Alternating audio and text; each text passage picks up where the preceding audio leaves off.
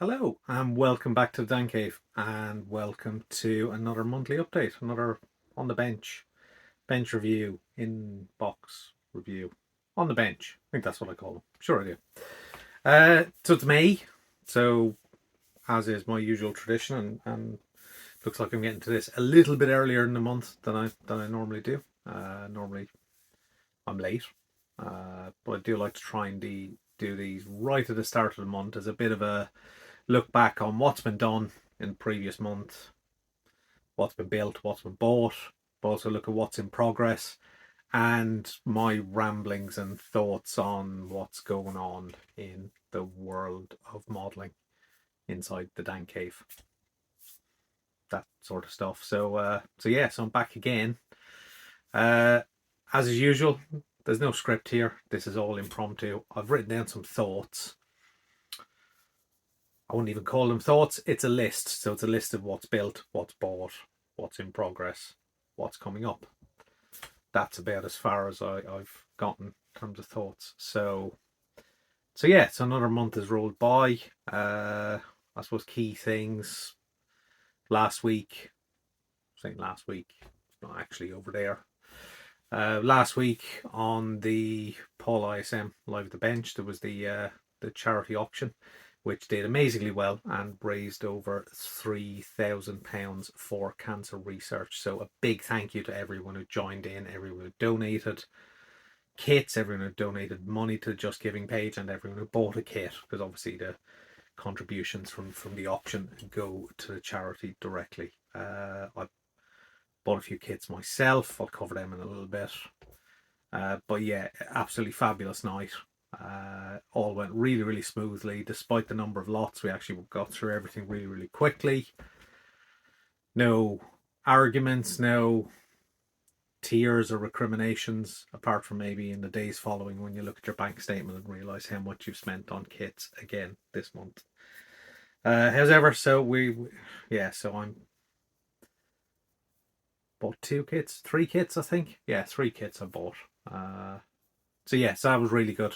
3k raised for cancer research is a fantastic achievement, and certainly all of us in the live crew are very grateful to everyone who contributed to that. To kind of general modelling topics, I'm still suffering a little bit of bench lag, not quite progressing through as quickly as I should have done. Obviously, in last month's review, spoke about how kind of nothing was achieved in March in terms of completed kits, plenty of in progress.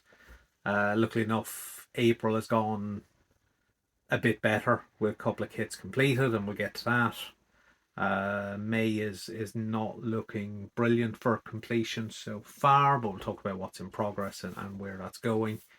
We'll talk about what's coming up on the channel in a bit as well. So I can't think of any other general ramblings. So I remembered one thing. See, I should write stuff down. I almost forgot this one. So, excuse me for turning away. So, one of the kits I finished early part of the year. So that's, which I didn't say much about, but that was the Revell 24th scale 1970 Pontiac Firebird.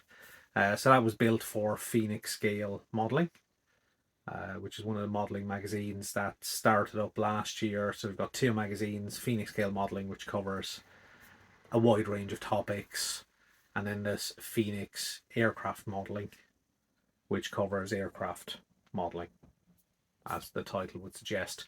So this one being a car, it's obviously gone into Phoenix Scale Modelling. So that article and photos are now in that magazine. It's out there, so I've been kind of plugging that a little bit on my meager Facebook and Instagram channels. But obviously there's an element of pride from my point of view that obviously there's something I've done that's published and out there. But yeah, so that's out there, and that kit is in that issue of the magazine. So that magazine's available in most kind of UK stores. It's available digitally as well from I think it's Pocket Mags. But certainly I'll stick a link to Phoenix Scale Publications in the description below. and go and have a look. They also do kind of reference books on aircraft as well, so well worth a look. So I did some kit reviews for the editors when they worked for a previous magazine, so I've done a few in the past. This is the first that I've done to go in Phoenix scale modelling. So yeah, so very pleased with that. There is another kit of mine in the digital edition in the digital extra content, which is a kit I did last year. So that's appeared in there as well. So, but yeah, so the Pontiac is in there. So the Revell kit, it's not Revell's best efforts. It is an older monogram kit, so it's one of the old kind of monogram car kits, which would have been bought by Revell USA and is now boxed by Revell overall, which is Revell Germany, I think. So yeah, it's an okay kit, okay level of detail, which a lot of those kind of classic American cars are from Revell. Generally, they're good value for money. Again, this one is good value for money, but it's not without its kind of flaws. The one I had, the overall kind of chassis body was a little bit twisted, so the stance wasn't right. The bonnet didn't quite sit well enough on the engine, so there was a number of issues which, you know, I think later in the build when you find them, you tend to just go, nah, I'm just going to live with it. I think had I spotted them a little bit earlier, I may have kind of adjusted some of it a little bit. I say adjusted would have been more apply some heat and try and twist it into shape a little bit. But I didn't, so, you know, what's in the magazine is basically as I built it and my thoughts on the kit. So, but, you know, overall pleased with it. I think it looks okay considering its flaws and my modelling skills that I've gone into it. So definitely this time I'm going to go over to the bench and start the look at what's been completed over the last month. So let's head over there and get my thoughts on built in progress, bought, blah blah blah, etc. And then I'll be back a little bit later for final thoughts and goodbyes and thank yous. So over we go, except I won't, because one last reminder, if you're new here, please subscribe. Really helps the channel, helps it grow. If you like the video, of course, pop a like as well. And if you have any comments, leave them in the comments field below. They're always greatly received, and I try and respond to everyone. So definitely this time, I really mean it. I'm done, and we can head on over and have a look at what's been completed. Ready? Let's. So what's been completed? So first up, the Tamiya 12 scale Ducati Desmo City G.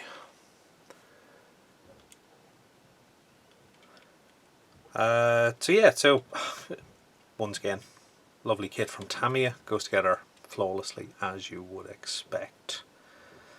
So I decided with this to go with some aftermarket decals. So they came from Museum Collection. And in fairness, that was really the only issue I had with this kit. Those decals were incredibly hard to work with. They don't conform very well, so needed a ton of UMP extra strong to get them to sit. The consequence of which is that they have kind of yellowed a little bit. So we got a little bit of bleed through, which is a little bit disappointing, but sometimes that happens. You just kind of accept it. And I mean, it's quite noticeable because I mean, you look at the front fender, and that's one of the kit cartograph decals for the stripe on the front mudguard hugger fender, whatever you want to call it. Whereas the actual Marlboro tobacco sponsorship on the side does come across as a little bit yellowed, so a little bit disappointing, but overall I'm quite pleased with how it went together, and the general outcome of this. I really enjoyed this kit. I think I would build another. Case of finding some alternate schemes for it, I think, because the The kit scheme, obviously without any tobacco sponsorship, is a little bit plain looking, but you never know. Maybe I'll build one in the box scheme as well at some point. But nice kit, still available from Tamiya, so always worth picking them up because they are really, really nice and fun to build. So I mean, overall it was, the bodywork was primed in UMP pink. Paint was Zero Paints Desmo Sedici red. Then the decals were applied, and then it was Pro Range 2K was the 2K of choice this time. So stuff like the hogger and a few other bits and pieces have had some carbon decals added. I think it's Model Factory Hero carbon actually, I think I used this time.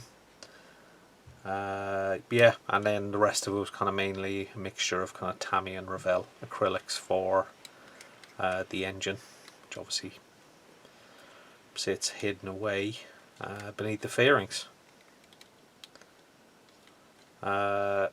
Minimal amount of exhaust staining done on it this time, just to give a slight suggestion of use, but generally it's kind of shown as a barely used bike. But yeah, quite pleased with the outcome. But the decal's the only thing that kind of taints it a little bit, but I can accept that, I think.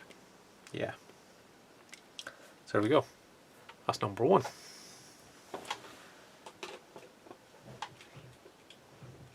Number two, which has only just been completed, is this. So this is the Revell 24th scale Audi R10 TDI. So this is not a bad kit, but it's beginning to show its age from Revell. The parts are a little bit sloppier than I think they would have been originally. But overall, it's actually got not a bad amount of detail. The engine builds up quite nice. I think the bits that are probably lacking from the kit, which could have been corrected with some scratch building, there are the air intakes, which sit kind of either side of the engine. And you can kind of see that because you've got no hose to the airbox here and no hose to the turbo either. So that's the only place where I'd say it's really kind of lacking in detail. So yeah, so I mean, overall it's the bodywork was primed in UMP black. Used Zero Paints silver, Audi R8 R10 silver. That went down really, really well. Decals were applied, and then Pro Range 2K again. Flat and polish with micro mesh and UMP polishing system. I think the wheels, I think I did them in Vallejo Model Air silver, just to give a slight difference in silver tone from body. But other than that, yeah, mainly Tamiya and Revell acrylics for the kind of engine running gear type stuff. Although for some areas, so like the underside, to give it almost like a carbon fibre look without using a huge sheet of carbon fibre decal, it was painted in Vallejo Model Air metallic black, which for me is a good base colour to use for carbon, because you can see these bits are actually carbon decals and these bits are just that metallic black paint, and seems to work okay. Yeah, generally reasonably happy with how this has gone together. This bit, the fit's okay. You can see on the drive shafts there's a little bit of a bend because they don't quite sit in as well as they should, so it puts a little bit of pressure on the hubs, which causes them to bend a little bit, but most of that is not going to be visible anyway because the engine cover is going to be on most of the time. Put a little bit of bare metal foil in there just to kind of cover up that rear deck, which is kind of what you can see in pictures of the real car itself. It's got that heat shield foil. Inside, seat belts were Studio 27 seatbelt set, and I used their self-adhesive harnesses in this case, and then grabbed the seatbelt decals from the decal sheet for this, so just cut them out of the harness decal for this. So yeah, overall reasonably happy with it. I think it looks quite good in the collection. And we seem to have lost a wheel. Yeah, there we go, it's back on again. The wheels have come off. So the big kind of disappointing bit for me is the fit of this part. It just doesn't quite, so you can kind of see, it just doesn't quite sit down well enough. So it kind of sits there, as soon as you sit at that side it pops up this side. So to get that to kind of shut and look like it's supposed to be there, kind of put a little bit of pressure on it. So unless you glue it in place, you're never going to see the engine in that case, apart from peering in through the rear end, but just doesn't quite sit right. So to kind of counteract that, I don't know, depending on the amount of space I have, let me just grab, I did glue a couple of little bits of sprue together, so if I have space on the shelf, I can just pop the rear deck like that and have it displayed separately. That probably looks a little bit better, although that does then let you see that the intakes are kind of missing. Maybe I'll scratch build something and drop it in, because really all it needs is a little bit of hose work and then the kind of air filter. There's plenty of pictures available. I've seen people add them to the kit before, and I don't know whether that's a detail set is available with some resin parts or whether that's a little bit of scratch building. But I say I may do it, reality is I probably never will. I'll sit like that completed. But as I said, it gets the largest box I have off the shelf, basically, off my stash shelf, so there's space for some other stuff, probably at least 2 kits. There we go. So that was number 2.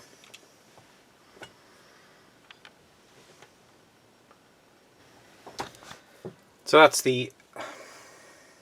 that's all that's been finished from last month. So now it's on to what's been bought. So these are in no particular order. It's just what I've managed to have on the floor next to me. So first up, so this was an eBay purchase, which was a good price. Really happy to get one. They're no longer available. Sadly though,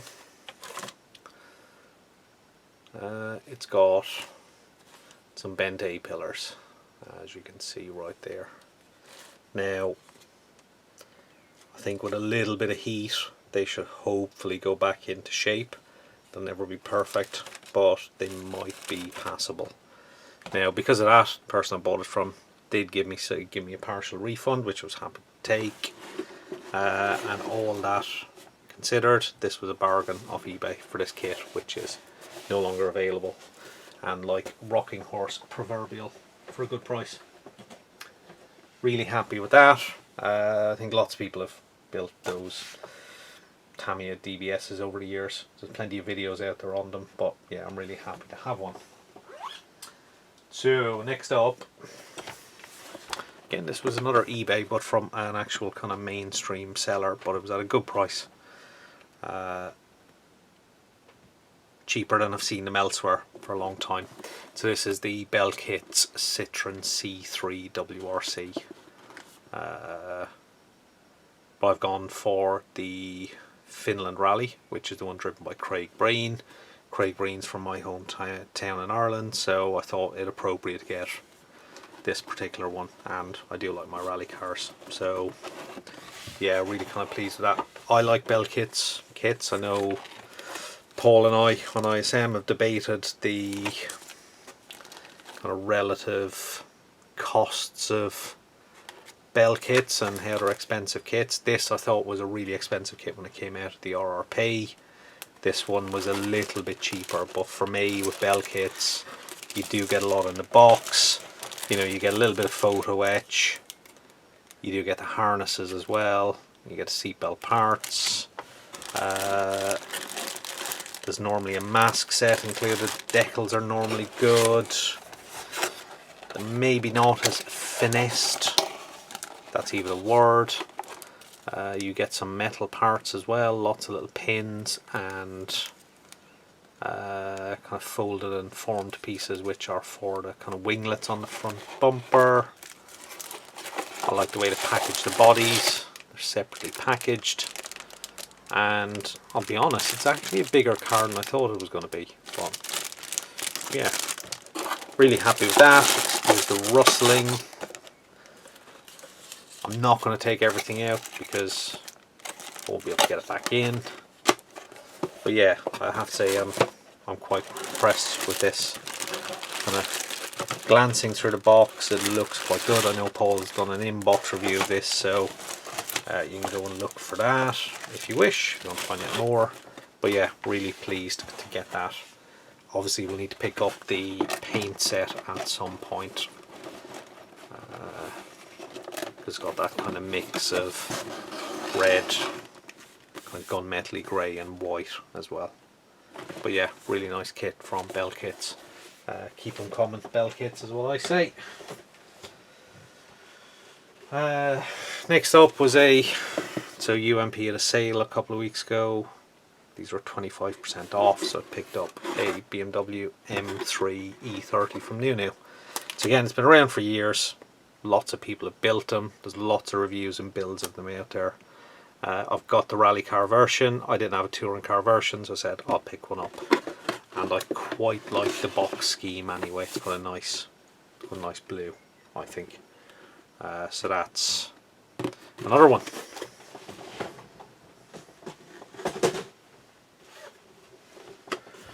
Another UMP discounted kit. Subaru Impreza 05. What can you say? It's the Tamiya kit. It'll be relatively flawless. The challenge with this one is doing the carbon decals for this rear wing. And in fairness, you really need to do the carbon decals for the rear wing, because that's kind of essential to the look of the car. I've had the paints for this for a while. I've had kind of zero paints, various Subaru blue colours, so I think this one is targeted at being in box scheme. Peter Solberg as well, so yeah, quite like it. I'll have to build this at some point. Another one really for the stash.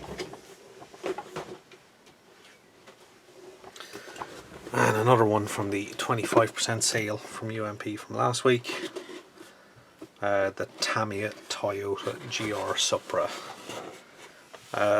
One of the more recent kits from Tamiya. By all accounts, it's an absolutely joyous kit to build. The car itself is growing on me. I've seen one or two in the flesh, and they're a really nice looking car. Yeah, surprised how much they grow on me. I didn't think the box art did it justice. I didn't think any of the pictures do it justice. Seeing them in the flesh, they look a lot better, so I thought, yeah, plonk that one in the stash as well. Yeah, Tamiya 24 scale Supra.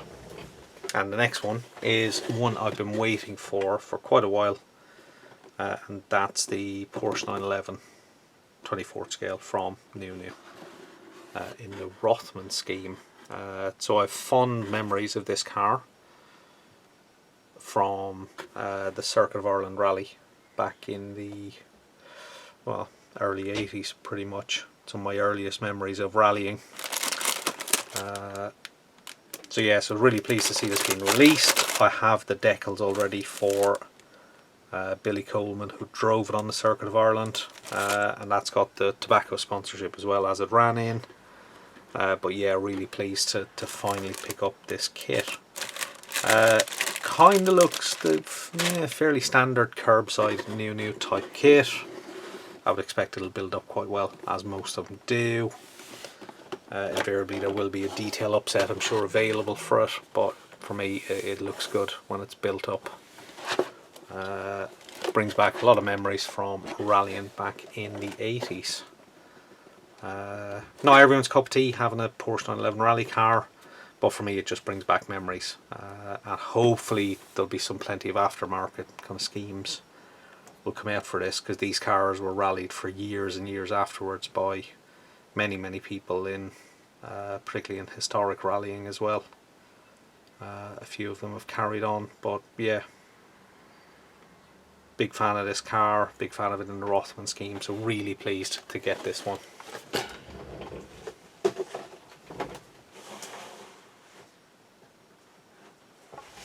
So, and go over to the other side around, the final two, which were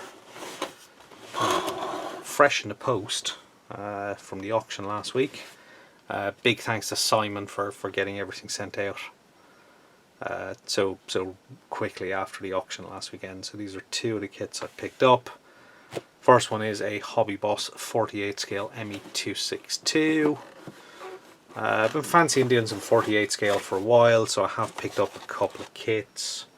Have a BF109 I picked up last year. Got this one, and I think there's a couple in my stash somewhere as well.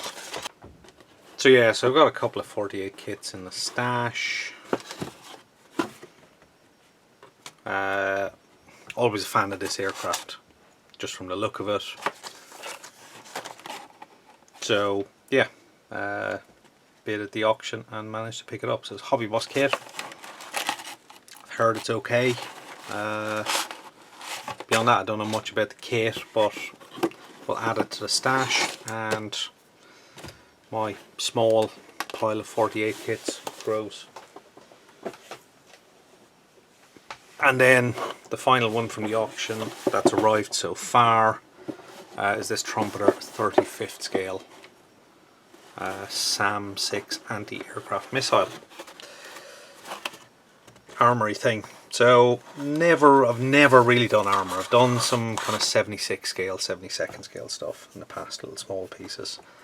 Never done proper 35th scale armour. So again, this is one of these ones that came up at the auction, so kind of went, quite like the look of that. I'll have it, bid for it, and got it. Includes a little bit of photo etch.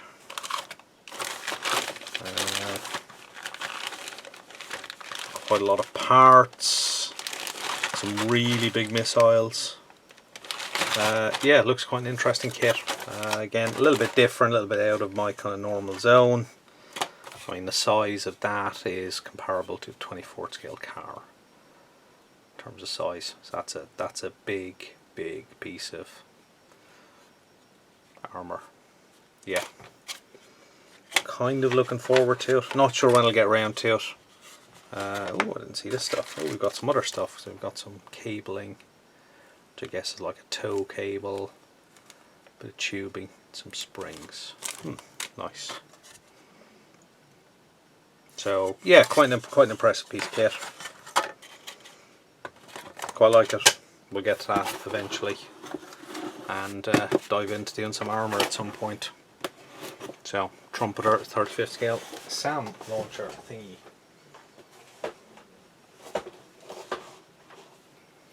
So next section is the in progress section.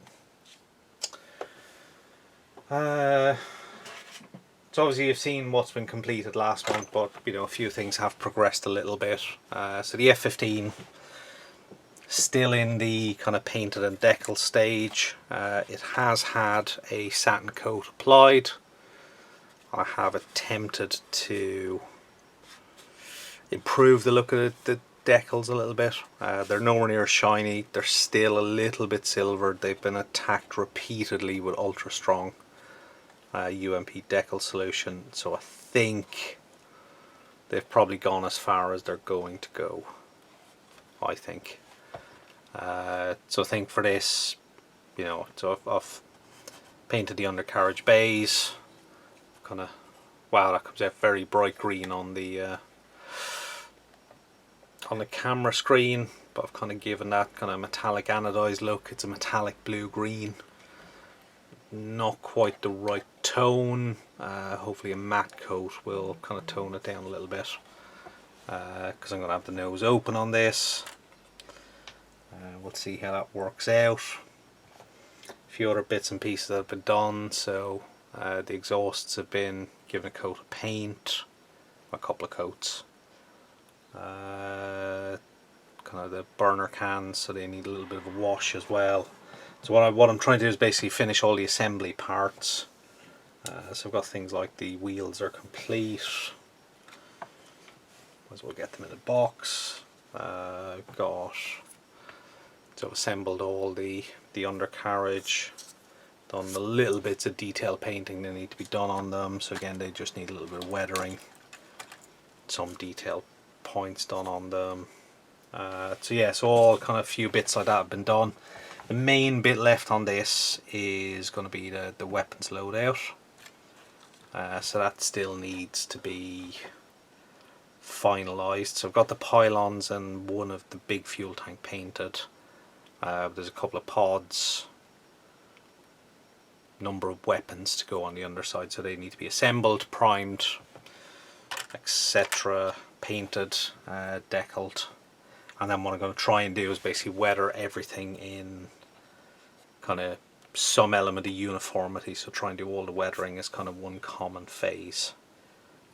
So then everything can get sealed, maybe sealed in with another satin coat, depending on how I do the weathering, or maybe one stage of weathering, seal it, and then maybe another stage.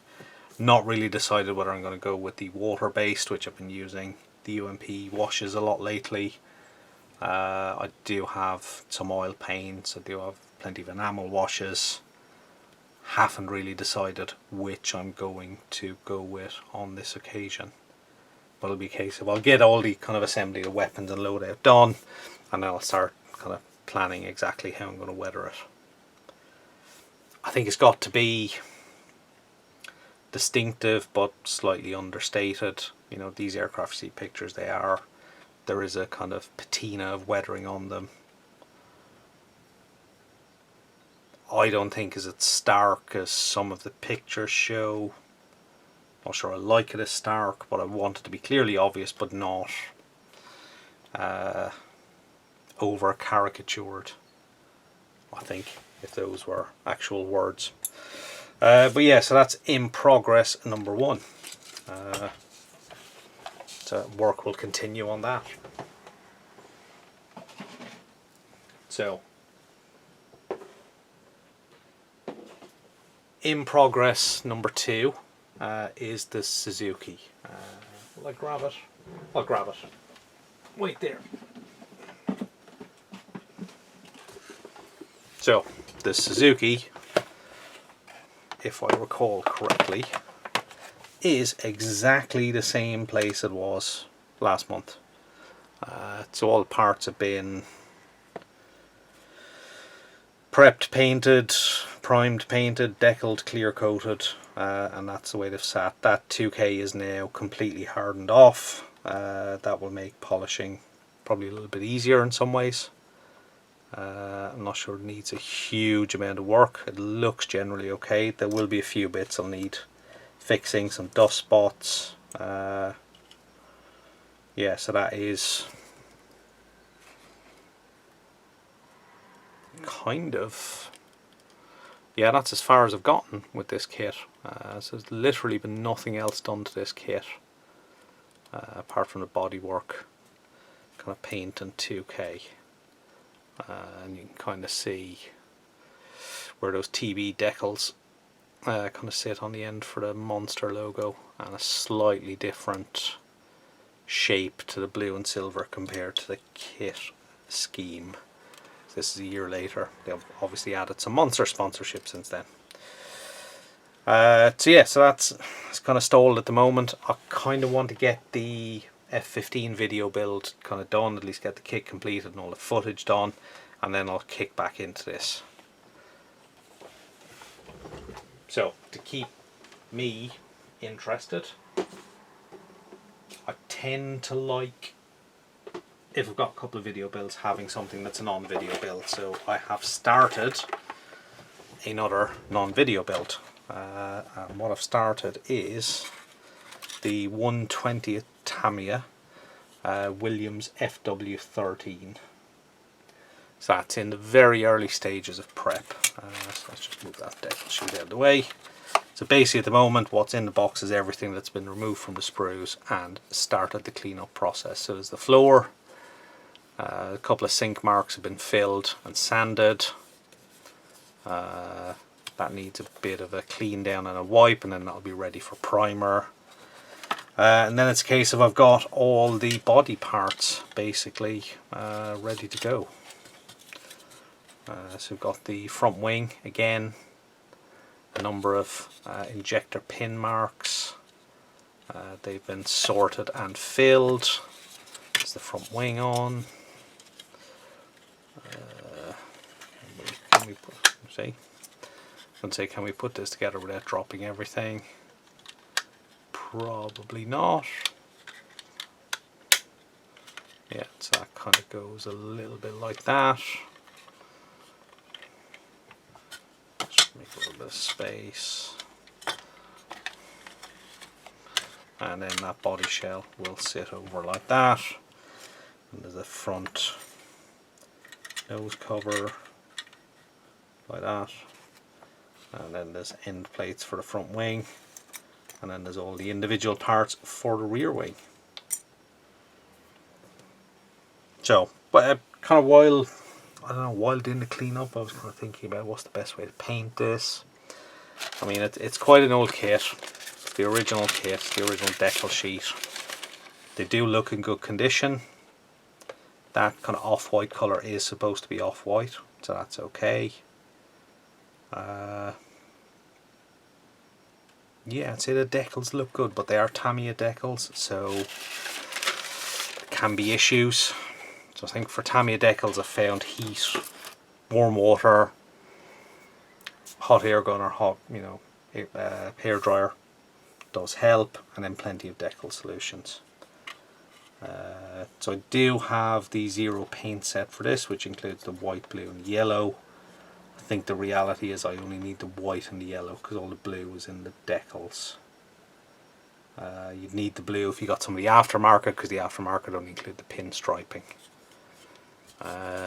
So yeah, so it's starting to go together quite well. I mean, this top piece is actually two separate pieces which are then mounted on the tops of the airbox. So that has needed a little bit of filling just to get that perfectly aligned. Looking at pictures, there's not a seam line or panel gap there, so that's been completely filled. The only challenge will be getting the interior of the airbox in black, because you don't want white plastic showing through, so that'll probably get brush painted the very last stage once everything's been painted, decaled and 2K'd.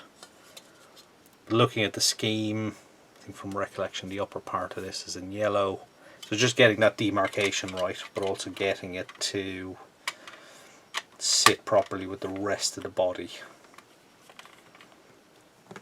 But I think it's it's a nice kit. Of course it's going to be, it's a Tamiya kit.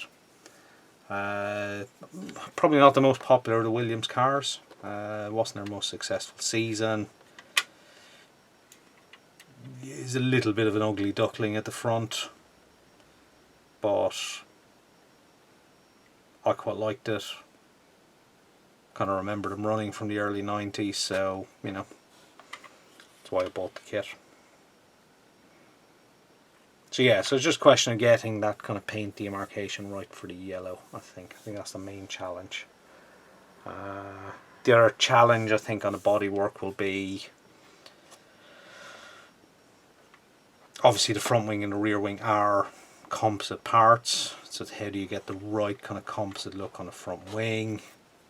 The end plates, the outside of the end plates will end up in yellow, the insides are in carbon. Rear wing, again, I think possibly at least one of the individual elements is body colour, the rest of it's carbon fibre on the inside, and then the outside are decals, I believe, in blue. Looking at the decal sheet, Yeah, so they're in blue. They look a reasonable fit. So yeah, so it's making decisions on what gets painted. I think the other decision is, you know, the kind of main colours will be 2K, they'll be quite shiny. Looking at the pictures, the carbon parts are not quite as shiny, so it's getting that mix of kind of tones of kind of gloss and satin. That's going to be the main painting challenge with that. And then the rest of the kind of interior is relatively simple. I'm not going to do much to it. The carbon set for this is long since out of production and very hard to find. So I don't know what the pod will look like in terms of carbon. I may try and carbon it. I don't know yet. It's one of those TBD type ones. So that's in progress covered. So next up is future plans. Which I don't always do. I sometimes talk about it in the overspeak, but I thought I'd actually go into some specifics of what I'm probably going to build next. I say probably because you never know. I can change my mind. So the first one I'm thinking about building, again, this is going to be a non-video build. This is sat in the stash for, I would imagine, the best part of 25 years, easily. Yeah, it's probably 25 years. Always liked this aircraft. Always liked this helicopter. The Bell Super Cobra. Always liked it in this camo scheme. Thought it was quite interesting scheme for it. I know it's become, you know, there's been a lot more kits of this over the years in kind of various scales. I mean, at the time this was quite, I think when I got it, it was probably quite an exotic scheme for a kit, certainly for this type. I think Revell did a version of this at the time, which was in just the olive drab scheme, so I think that's why I picked it up in the first place. It was just unusual. So there's not a huge amount of parts. It's quite a simple kit, but to keep the kind of stash flowing, I thought, yeah, I've not done a helicopter in a lot of years, so I'll have a go with this. So it'll be a non-video build. That'll kind of keep me occupied when I'm not doing video work, and just kind of in between sessions. Kind of kit that I can either build in a hangout. Sometimes I do stuff when I'm watching TV downstairs. So it kind of gives me the option, if it's not a video build, to do stuff like that. So that's the first thing I think is going to be coming up at some point. So in terms of next video build, so obviously the F15 is a video build. The Suzuki is a video build. And then I thought my next video build is going to be of a Subaru Legacy. So this is the Hasegawa kit. I would probably do an inbox review just to kick that off. So yeah, so nothing started. I have taken the body out of the plastic because of looking at it. Just thinking about plans for it. It's got a big car actually. 24th scale. So this is not going to be the box scheme. So this is going to be done in the Subaru World Rally Blue, which is, I think for this one is the, so it should be that one. It should be the 555 Monte Carlo Blue from Zero Paints. And I'll be using a set of decals from Museum Collection. What? You say to yourselves, really? So yeah, so I sat there and kind of complained about Museum Collection decals on the Ducati Desmo Sedici. And yeah, lo and behold, within a couple of kits I'm back to using them. However, let's be clear, I think this is a different beast somewhat. So yes, I thought they were a little bit hard to work with, but they did go down well. They didn't rip, they didn't tear. They just need a lot of kind of heat and decal solutions. And when you look at the body on this car, most of these decals go on pretty much kind of flat sides. There's a few panel lines that can be managed, and then obviously there's the trim strip. that's about the only kind of conforming that these decals will need. So I'm reasonably confident that this shouldn't be too much of a problem. So the scheme I've got is of, from my reckoning, so it's a Colin McRae car, and from what I reckon, I think it's the first World Rally victory that Subaru had, and would have been the first World Rally victory for Colin McRae as well. So that would have been the Rally New Zealand in 1993. Yeah, 93, I think. But as far as I can make out, that's going to be the first winning car for Subaru. So I thought, it's quite an iconic car. It's Colin McRae. Kind of got to do it in this scheme. Much as I quite like some of the kind of British Rally Championship schemes, there is also a Rothman scheme available for Subaru Legacy as well. I think I'll pick up another one if I like this kit. Get that decal scheme, but for me, 555 scheme. There we go. So that is, I think that's it. That's the last of the built, bought, in progress. Next. Yeah. Thank you, everyone. So let's go back to me for some final thoughts. As you can see, quite a bit has come in. I guess there were kits, maybe kits I didn't plan to buy, but they did come up in various places, so I picked them up. Some of them were, you know, because there was various offers on, etc. A few things from the auction. Of the completions, I'm generally pleased with the Ducati. You know, as I said, I mean, a little bit disappointed with the decals. They were hard work. They're okay. What could I have done differently to avoid the issues? I don't know. Maybe clear coating before decals as a barrier coat. Maybe with something like aqua gloss, may have been a little bit more of a barrier. But I still think it was the extra strong, actually, just being quite a powerful chemical, was just attacking the paint as well as the decal, and that's basically what caused a bit of a bleed through. That's what I think, because it's more obvious in areas where I had to really hit it with the extra strong compared to others. But overall, generally happy with it as an outcome. The Audi, again, quite enjoyed it. Kit itself is a little bit disappointing. It's getting a bit tired. A couple of sink marks, which I didn't spot until later on, which were hard to avoid. And just the fit of that rear deck. You know, to have it so that you can have the engine shown, it just doesn't sit on properly. So you could glue it on, but then you don't see any of the engine detail. So, yeah, you know, but pleasing side, you know, the decals were actually really good. It was nice that Revell included quite a bit of carbon detail as well. Not for everywhere, but just enough for the kind of carbon bits that will be on show. So, you know, they are kind of nicely visible in the more visible areas. But generally, yeah, it's not a bad kit. A little bit of work to get it spot on, which I didn't do some of it, but, you know, I'm reasonably pleased with the outcome.